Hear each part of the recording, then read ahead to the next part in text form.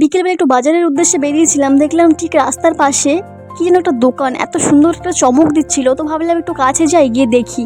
তো কাছে গিয়ে যেতে দেখলাম না এই জিনিসগুলো না এত সুন্দর নিজের হাতে বানিয়ে সব বিক্রি করছে। আন্দামানের সমুদ্র থেকে শামুক ঝিনুক কুড়িয়ে হাতের কাজ বানানোটা সত্যি একটা খুব ভালো একটা শিল্প। এই জিনিসগুলো দেখতেও যেমন সুন্দর হয়, তেমন এর মধ্যে আন্দামানের সংস্কৃতি একটা ছোঁয়া থাকে। আমার তো মনে হয় যে এই শিল্প আন্দামানের একটি বিশেষ পরিচয়।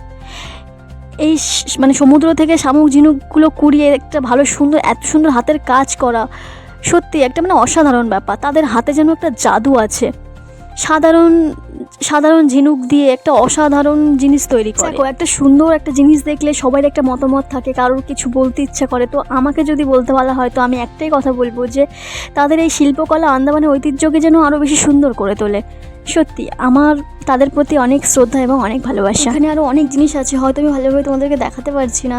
কী করবো, এক হাতে আমি ক্যামেরা ধরে আছি, এক হাতে আমি এই জিনিসগুলোকে দেখাচ্ছি, তো তার মধ্যেও না আমার হাত না কেমন মিসমিস করছে। মানে জিনিসের এত দাম, তো মানে বাই চান্স যদি পড়ে যায়, আর তার মধ্যে শামুক ঝিনুক দিয়ে না কেমনটা মানে স্লিপ করছে, মানে কেমন যেন হাত শিরশির করছে। যদি বাই চান্স পড়ে যায় তো সেই জন্য জিনিসটা নষ্ট হবে। তার মধ্যে তো আমার পকেট থেকে, মানে আমার তো পকেট নেই, আমার পার্স থেকে টাকাটাও বেরোবে, বাট অত টাকা নেই আমার কাছে। এই চিরুনিটা দেখো, চিরুনিটা আমার অনেক ভালো লেগেছিলো, বাট অনেক দাম ছিল। আসতে বললাম এত দাম ছিল কারণ জিনিসটা আমি নেবো না ঠিকই, বাট জিনিসটা তো বিক্রি তো হয়েই গেছে অলরেডি। কারণ আমার পকেটে টাকা নেই বলে কি কারোর পকেটে টাকা থাকবে না, জিনিসটা তো বিক্রি হয়ে গেছে।